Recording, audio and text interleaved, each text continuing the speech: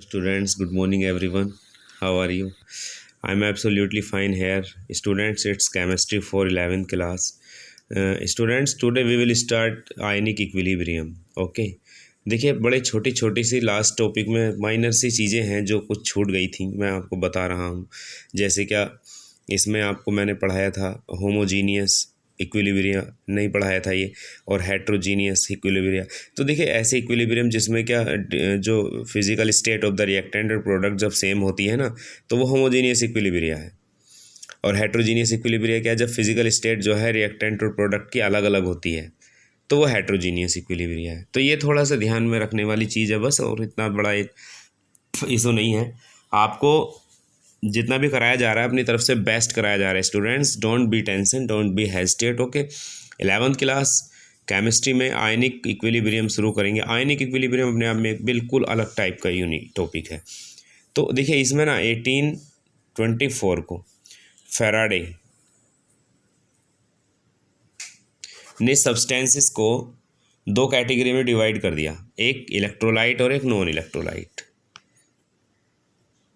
यहाँ से इस चैप्टर की स्टार्टिंग, और इस चैप्टर मतलब ये इक्विलिब्रियम का ही दूसरा पार्ट है, एक आयनिक इक्विलिब्रियम। इससे पहले आप इक्विलिब्रियम पढ़ चुके हो। तो इलेक्ट्रोलाइट जो होते हैं, एक तो इलेक्ट्रोलाइट होते हैं और एक नॉन इलेक्ट्रोलाइट होते हैं। तो देखने के बाद आपको ऐसा लग रहा होगा इलेक्ट्रोलाइट वो सब्सटेंस जो वाटर में डिज़ोल्व या वाटर किसी और सॉल्वेंट में डिज़ोल्व होने के बाद अपने अपोजिट आयन में चले जाते हैं। ठीक है, अपोजिट आयन में चले जाते हैं, तो वो क्या है, इलेक्ट्रोलाइट है। लेकिन ये ऐसा नहीं कर पाते, तो ये नॉन इलेक्ट्रोलाइट है। अब इलेक्ट्रोलाइट कौन कौन है, जैसे NaCl है, जैसे KCl है, जैसे H2SO4 है, जैसे CH3COOH है, जैसे NH4OH है। ठीक है, जैसे H2CO3 है। और नॉन इलेक्ट्रोलाइट है, जैसे बेंजीन है, जैसे C6H6 है, नॉन इलेक्ट्रोलाइट है। जैसे टोलुइन है, C6H5CH3, जैसे मीथेन है।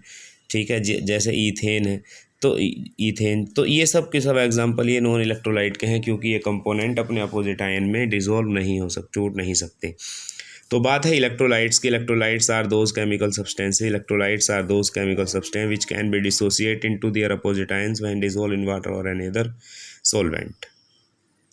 ठीक है, या ये कह लीजिए कि electrolytes are those chemical substances which may conduct when these are melted.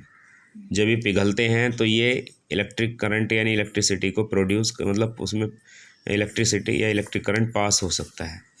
तो ये इलेक्ट्रोलाइट्स हैं। तो स्टूडेंट्स, इलेक्ट्रोलाइट्स को दो पार्ट में यहाँ पर बांटा गया है, एक स्ट्रॉन्ग इलेक्ट्रोलाइट्स,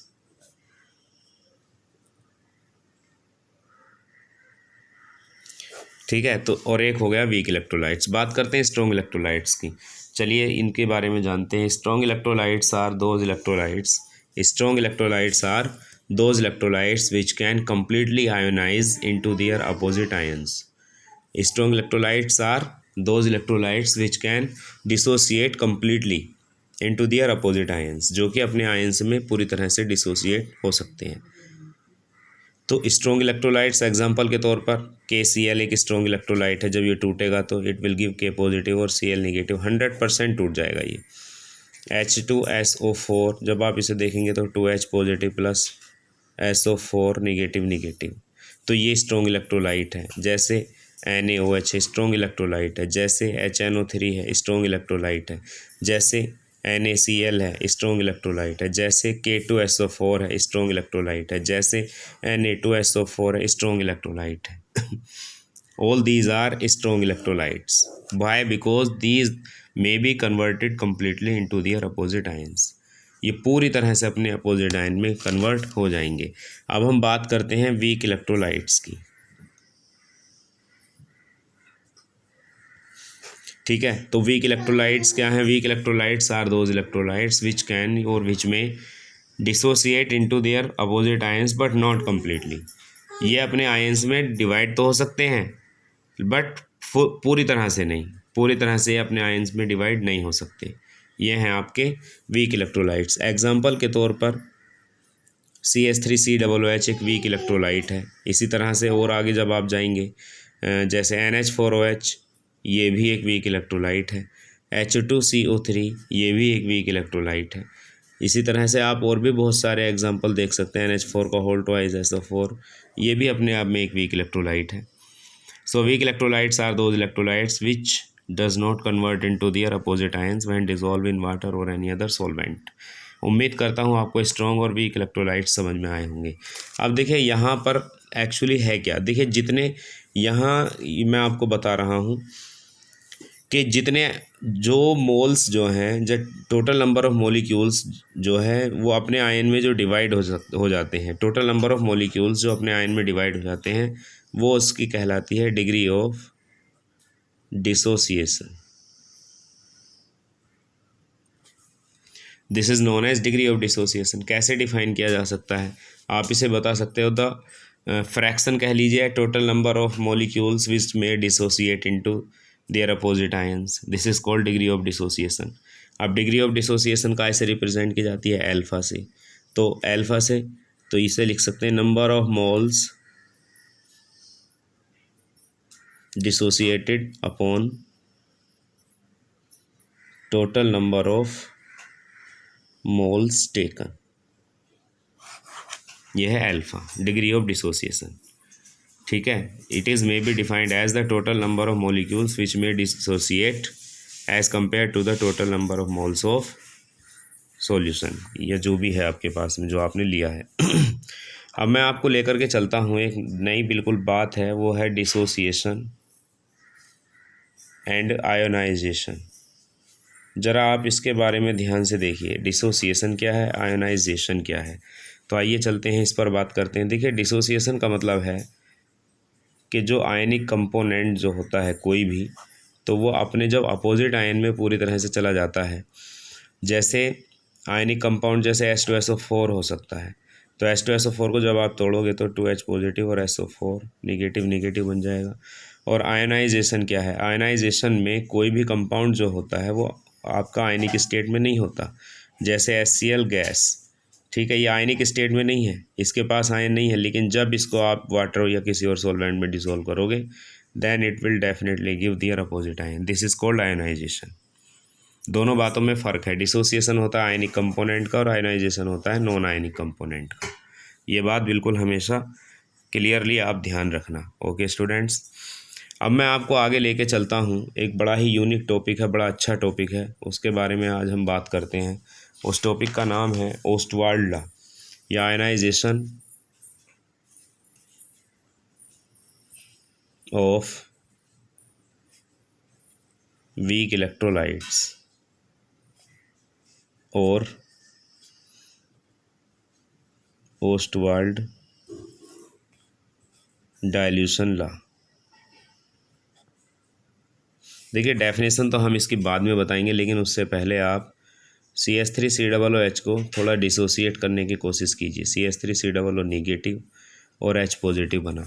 जब इसकी कंसंट्रेशन अल्फ़ा थी तो ये ज़ीरो था, ये ज़ीरो था, कुछ टाइम गुजरा, टाइम बराबर ज़ीरो था, टाइम गुजरा तो टाइम गुजरने के बाद में जो पता लगा कि जो वैल्यू है वो 1 माइनस अल्फ़ा हो गई, फिर ये भी अल्फ़ा हो गया, ये भी अल्फ़ा हो गया, और T बराबर टाइम हो गया T सेकेंड। कंसंट्रेशन अगर हम इनके तीनों की ही ये मान लें कि तीनों ही की दोनों आयन और इस कंपाउंड की कंसंट्रेशन C है, तो आप इसको इस तरह से लिख सकते हैं। अब according to the law of mass action, mass action के according Kc is equal to, किस तरह बनेगा formula, active mass of CH3COO negative into active mass of H positive upon active mass of CH3COOH। यही पढ़ा आपने law of mass action में। अब Kc is equal to, जरा ये वैल्यू यहाँ पे पुट करना, इसकी वैल्यू क्या है C alpha multiply H positive की वैल्यू C अल्फ़ा अपॉन इसकी वैल्यू C 1 माइनस अल्फ़ा। देखिए C तो इससे तो C कैंसिल हो गया, Kc इज इक्वल टू बन गया C alpha square upon 1 minus alpha. आपको ये पता होना चाहिए कि जो फॉर वीक इलेक्ट्रोलाइट्स के लिए जो डिग्री ऑफ डिसोसिएशन है ना, वो लगभग 1 के है, या ये कह लीजिए कि बहुत ही कम होती है, यानी कि 1 minus alpha is equal to 1 ऐसे मान लीजिए, तो आपके पास Kc इज इक्वल टू आ जाता है C अल्फ़ा स्क्वायर। और अगर आप यहीं से अल्फ़ा स्क्वायर को बाहर ले लो तो then you will got Kc upon C, ये बन जाएगा, ये कंसंट्रेशन इक्विलिब्रियम कांस्टेंट है, या alpha is equal to root Kc upon C। But आपको एक बात का और पता है कि यहाँ क्या है, यहाँ C बराबर वैल्यू पुट की गई है 1/V के। C is equal to N/V होता है ना मोलर कंसनट्रेशन, तो यहाँ मोल 1 ले लिया है और अपॉन V कर लिया है, तो alpha is equal to root KC/V। इस तरह से भी ये वैल्यू आपकी 1/V, V ऊपर जाएगा तो ये बन जाएगा आपका root KC/V। Alpha is equal to KC/V। तो ये जो फॉर्मूला है माय डियर स्टूडेंट, ये किसका फॉर्मूला है? अगर आप यहाँ से इसको हटा दें या दोबारा से अगर आप देखें इसको, तो ये अल्फा डिग्री ऑफ डिसोसिएशन ये कांस्टेंट है, तो इक्वल टू ये क्या हो जाएगा आपका V² भी आप इसे कह सकते हो। बात ये आ जाती है, आप इसे ऐसे लिख लो या ऐसे लिख लो, लेकिन बात यह है कि आप इसे डिफ़ाइन कैसे करोगे। ठीक है, बात डिफ़ाइन करने की है तो मैं आपको बता रहा हूँ। इसके बारे में आप इस तरह से कह सकते हैं, the degree of dissociation for a weak electrolyte, the degree of dissociation for a weak electrolyte at infinite dilution is directly proportional to the square root of the concentration। ये आप कह सकते हो। the dilution of a weak electrolyte at infinite dilution, the degree of dissociation of a weak electrolyte at infinite dilution is directly proportional to the square root of the molar concentration। ये है आपका Ostwald dilution law, important है, ध्यान रखिएगा। Okay students, thank you and have a nice day. Good morning everyone.